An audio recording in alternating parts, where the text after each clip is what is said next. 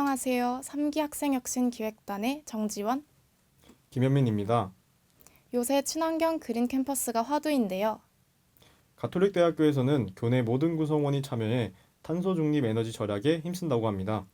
이를 통해 탄소 중립, 녹색 성장 기본법에 따른 온실가스 배출량 감소 및 탄소 중립 비전을 실현하고 기후변화에 적극적으로 대응하는 친환경 그린 캠퍼스 ESG 경영을 정착한다고 합니다.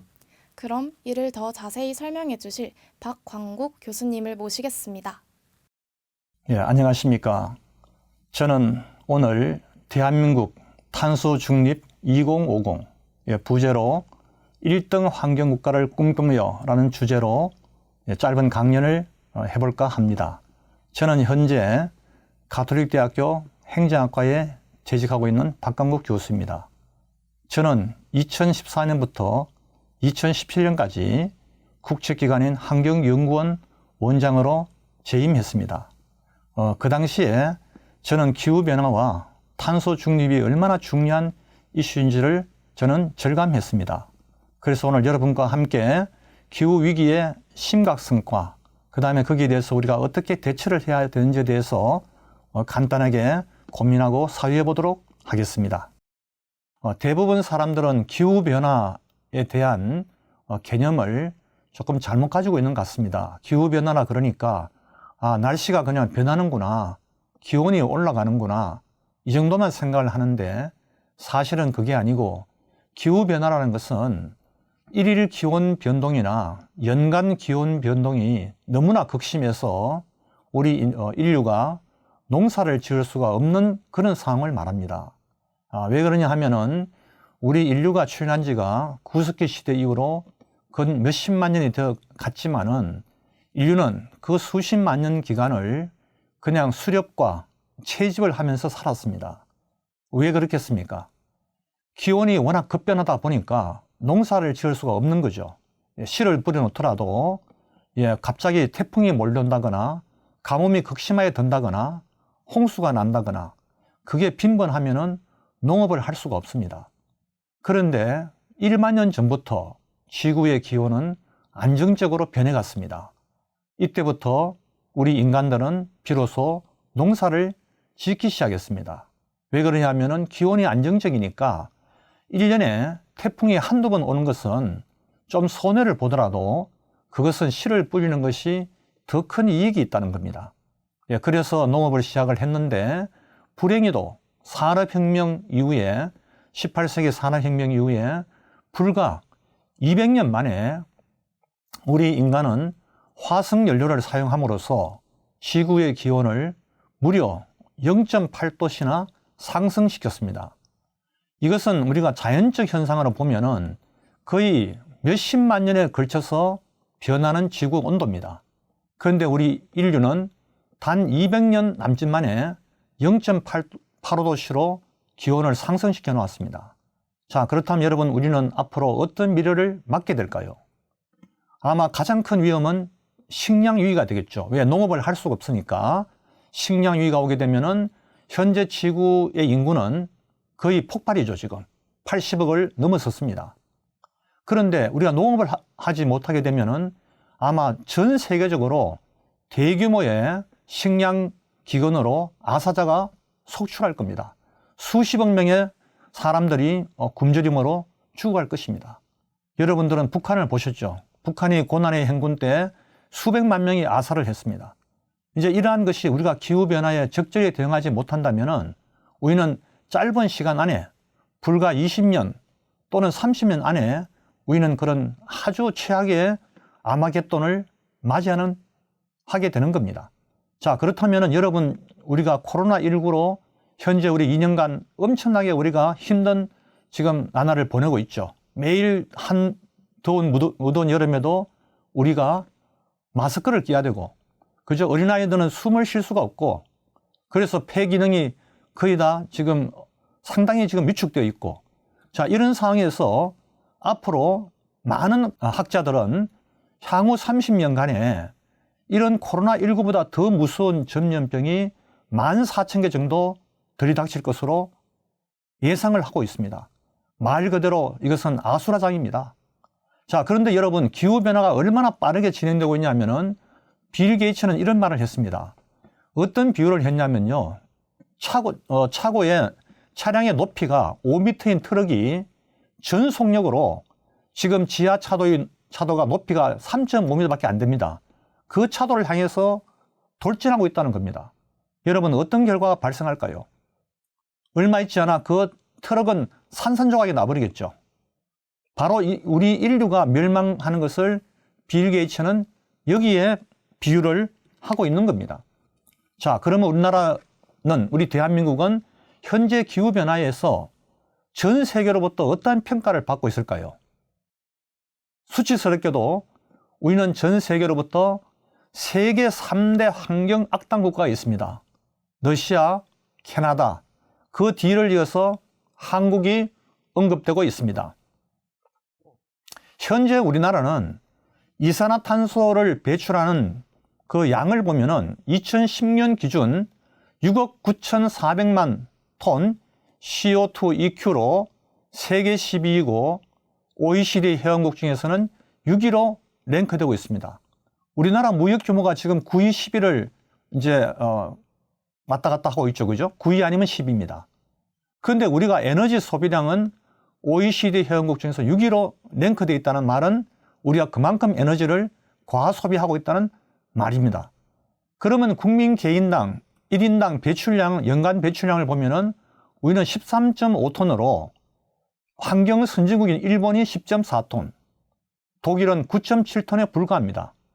우리는 상대적으로 매우 높은 우리 1인당 쓰레기 배출량을 또 기록하고 있습니다. 자, 이러한 이유 때문에 우리나라는 환경 악당 국가로 언급되고 있는 겁니다. 자, 그렇다면 여러분 보십시오. 러시아나 캐나다는 굉장히 큰 나라입니다. 거기에 반해서 우리나라는 이 좁은 국토에 거의 5천만 인구가 살고 있습니다. 자, 그래서 우리나라는 기후위기에 매우 취약한 국가로 분류되고 있습니다. 그래서 앞으로 감염병이 발생할 때 우리 대한민국은 굉장히 위험한 감염병 창굴 지역으로 지금 인식이 되고 있습니다.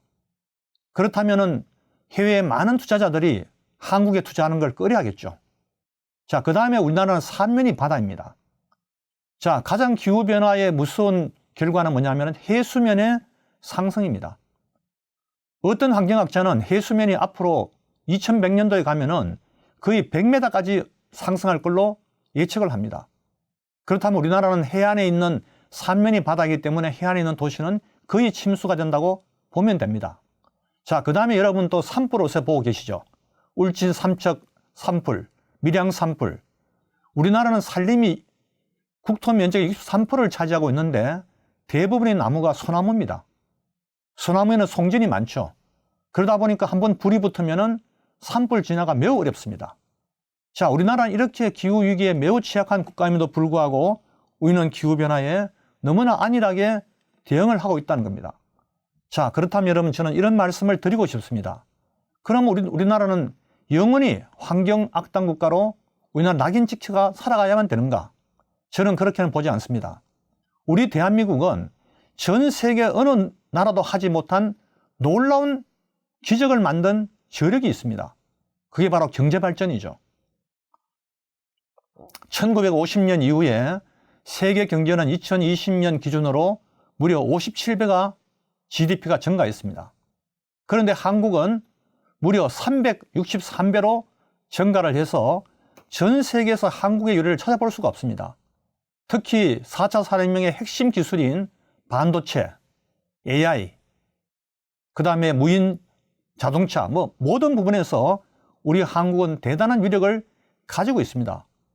이제는 전 세계가 한국을 경제대국으로 부르는데 전혀 주저하지 않습니다. 자, 저는 이러한 우리나라가 경제대국을 만든 이러한 저력을 우리가 환경 모범 국가로 전환시키는데 우리 국민들은 할 수 있다는 겁니다. 자, 그러면 어떻게 해야 될까요? 저는 이 역할을 나누어서 정립해야 된다고 생각합니다. 먼저 국가 차원에서 뭘 할 것이냐? 기업 차원에서 무엇을 할 것이냐? 개인 차원에서 무엇을 할 것인가? 이걸 저는 슬라이드를 통해서 보여드리겠습니다. 자, 국가 차원에서는 지금 우리나라는 환경교육이 거의 되지 않고 있습니다. 여러분, 교육의 가장 중요한 시점은 바로 무릎 교육입니다. 어린아이가 태어나서 부모의 무릎이 있을 때부터 환경 교육을 시켜야 됩니다. 그러면 그 어린아이는 자연스럽게 인간과 자연이 공존하는 법을 배우게 되는 겁니다. 그런데 우리나라는 어떻게 되어 있나요? 선진국인 일본이나 독일에 비하면 우리나라는 환경교사가 거의 없습니다. 독일은 세계에서 제일 뛰어난 환경국가임에도 불구하고 환경교사가 1000명을 육박하고 있습니다. 우리나라 환경교사는 겨우 28명입니다.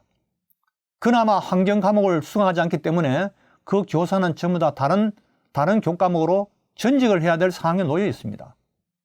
환경부의 교육 예산은 얼마일까요? 환경교육 예산은 얼마일까요? 환경부 전체 예산이 8조가 넘습니다. 그런데 환경부 교육 예산은 겨우 128억입니다. 그냥 신용만 하고 있는 겁니다. 그리고 국가의 정책을 봅시다. 국가의 정책을 보면 전혀 환경 교육과 그 다음에 우리가 기후변화에 대응할 수 있는 그런 정책이 전부 다 상충되어 있습니다. 제가 대표적으로 한 가지만 들어보겠습니다. 여러분, 우리가 쓰레기를 줄이기 위해서 폐기물에 부담금을 우리가 부과하고 있습니다. 또 하나의 제도는 뭐냐면은 생산자 책임 재활용 제도입니다. 그 두 가지 제도가 상충되어 있습니다. 자, 여러분이 상식적으로 생각하실 때 폐기물 부담금이 더 부담이 커야 될까요? 생산자 재활용 책임 제도의 부담금이 더 부담이 커야 될까요? 어린아이도 알 것입니다. 생산자 책임 재활용 제도의 부담금이 훨씬 적어야 됩니다. 그렇지만 우리나라는 어떻게 되어 있냐면은 폐기물 부담금이 훨씬 적습니다. 그러다 보니까 개인이나 기업으로 하여금 환경을 자꾸 나쁘게 만드는 쪽으로 유도하는 그런 측면도 있습니다. 그러면 환경공무원은 왜 그렇게 적극 행정을 하지 않을까요? 환경공무원은 민원이 들어오는 걸 우려하기 때문에 가능하면 자기가 그 자리에 있을 동안에 민원이 안 들어오고 그냥 평온하게 지나가는 걸 원합니다. 그러다 보니까 우리 국가나 우리 개인의 삶의 질은 자꾸 나빠지고 있는 거죠. 자, 그래서 앞으로 국가 차원에서도 공무원들이 좀 더 적극성을 가지고 우리가 환경모범 국가로 나갈 수 있도록 힘을 기울여야 됩니다. 그럼 기업 차원은 뭡니까, 여러분? 지금까지 우리나라 기업들은 경제 발전에만 올인해 왔습니다. 그러다 보니까 환경은 완전히 무시했습니다. 생산자 책임 재활용 제도가 있지만은 대기업은 냉장고나 컴퓨터를 만들고 나서 그 다음에 처리에 대해서는 전혀 신경을 쓰지 않았습니다. 훼손을 시킨 거죠. 자, 그래서 우리는 앞으로 뭐냐? 기업도 ESG 경영을 적극 도입해야 됩니다. 여러분, ESG는 뭡니까? 앞에 E는 environment, 환경을 말합니다. S는 뭡니까? 사회적 빈부격차입니다. 여러분, 사회적 빈부격차가 심하면 어떻게 될까요? 전 세계 부의 99%를 전 세계 사람의 1%가 가지고 있습니다. 그러면 나머지 99%는 어떻게 해야 될까요? 이 사람들은 생존하기 위해서 환경을 훼손시킬 수밖에 없습니다. 밀림의 나무를 벌채해야 되고, 그죠? 강물을 오염시켜야 되고, 왜? 살아가기 위해서 어떻게 할 수가 없는 겁니다. 자, 그래서 우리가 뭐냐면 유엔을 중심으로 앞으로 환경과 S, 소셜, 사회, 늘 얼마나 잘 다루는지 그 기업의 지배구조, 거버넌스를 보자는 겁니다. 자, 그래서 앞으로 우리나라의 모든 대기업이나 중소기업들은 ESG 경영을 하지 못하면 살아남을 수가 없습니다. 그 다음에 기업은 혁신적인 환경 기술을 개발해야 됩니다. 예, 그러니까 정부도 뭐냐? 혁신적 환경 기술을 개발하는 기업에 대해서는 엄청난 보조금과 인센티브를 줘야 됩니다. 세 번째는 뭐냐? 기업은 자기가 생산한 제품은 자기가 처리한다는 그런 자원순환 경영을 기업 철학으로 내재화시켜야 됩니다. 그냥 제품만 생산하고 그 다음에 쓰레기로 나가는 것은 나는 전혀 관심이 없다. 그런 마인드를 버려야 됩니다. 그게 바로 ESG 경영을 하게 되면은 그런 마인드가 사라지게 되는 겁니다. 그러면 개인은 어떻게 해야 될까요? 개인은 매일 하루하루 생활하면서 우리는 탄소 발자국을 남기게 되는 겁니다. 내가 자동차를 타든 음식을 먹든 그 다음에 내가 대중교통을 이용하든 그죠? 커피점에 가서 내가 커피를 마시면서 일회용품을 사용하든 우리는 매일 탄소 발자국을 남기게 되는 겁니다. 그런데 이 탄소 발자국인 즉 쓰레기 배출량이 우리는 세계 1위입니다, 여러분. 자, 그래서 앞으로 우리 개인 차원에서도 이 환경 문제를 국가나 기업이 해결하라는 그런 생각을 버려야 됩니다. 우리 개인이 먼저 나서가지고 변하면은 기업도 변하고 국가도 변하게 되는 겁니다. 그래서 여러분들이 바쁜 와중에도 지역의 환경을 깨끗하게 하기 위해서 환경 캠페인이나 환경 운동에 적극적으로 동참을 해야 하고, 우리나라 국민들이 잘하는 것은 바로 쓰레기 분리 배출입니다. 이 쓰레기 분리 수거는 전 세계 사람들이 우리나라에 와서 깜짝깜짝 놀랍니다. 대한민국이 이렇게 놀랄만한 제도를 가지고 있느냐? 자, 그렇게 하면 우리는 어떻게 해야 되느냐? 저는 오늘 이 말씀을 드리고 싶습니다. 우리가 매일매일 일상생활에서 3RS를 생활화하자. 그러면 3RS는 뭐냐?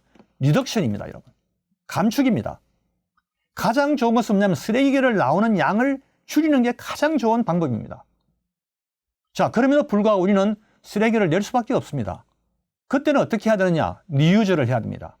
우리가 일회용품을 사용하지 말고 다회용품을 사용하고 다회 용기를 사용하고, 그 다음에 우리가 화장실에 갔을 때 휴지를 많이 사용하는데 그걸 사용하지 말고 우리가 손수건을 항상 가지고 다니는 겁니다. 일회용품을 쓰지 않으려면 우리가 좀 불편하더라도 텀블러를 들고 다니는 겁니다. 그렇게 되면 우리나라 전체로 볼 때 쓰레기량은 엄청나게 줄어들 겁니다. 그 다음에 마지막은 리사이클입니다. 냉장고를 폐기 처분할 때도 냉장고 안에 있는 모든 부품을 우리가 리사이클을 통해서 우리가 업사이클을 해야 됩니다. 컴퓨터도 마찬가지입니다. 자동차도 마찬가지입니다. 모든 것이 리사이클을 통해서 다음 제품을 만들 때 다 투입이 돼야 됩니다. 이 3RS가 생활한다면 우리나라는 분명 환경 1등 국가로 자리매김을 할 것으로 저는 확신합니다. 마지막 슬라이드입니다. 저는 이런 꿈을 가지고 싶습니다. 한 사람의 꿈은 꿈이지만은 여러 사람이 꿈을 꾸게 되면 그것은 그 꿈은 반드시 실현됩니다. 저는 앞으로 10년 안에 우리 대한민국이 환경 악당 국가에서 환경 모범 국가로 저는 자리매김하기를 꿈꾸어 봅니다. 성경에 이런 말씀이 있습니다. 너희가 믿으면 보게 된다. 내가 1등 국가를 꿈꾸면 나는 그 결과를 보게 되는 겁니다. 자, 그래서 저는 우리나라 국민들, 그 다음에 지역 주민들, 기업들, 그 다음에 국가 모두가 친환경 운동이 아닙니다. 필환경 운동에 동참해야 됩니다.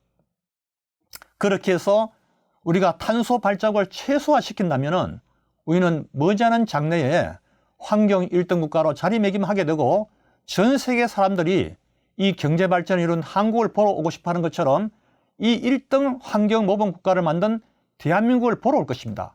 그러면 우리나라는 관광대국으로 또 크게 발돋움할 것입니다. 이것은 바로 일석이조라고 우리가 말할 수 있습니다. 환경 국가가 되면서 동시에 세계 거대한 환경 관광 국가가 되는 것입니다. 자, 그래서 저는 이 슬라이드 그림의 오른쪽에 이런 그림을 했습니다. 바로 지금 right now, right here, 바로 여기에서 나부터 타인이 하는 게 아니라 나부터 변하자. 이런 말씀을 드리면서 저는 탄소중립 2050 강의를 모두 마치겠습니다. 감사합니다. 고맙습니다.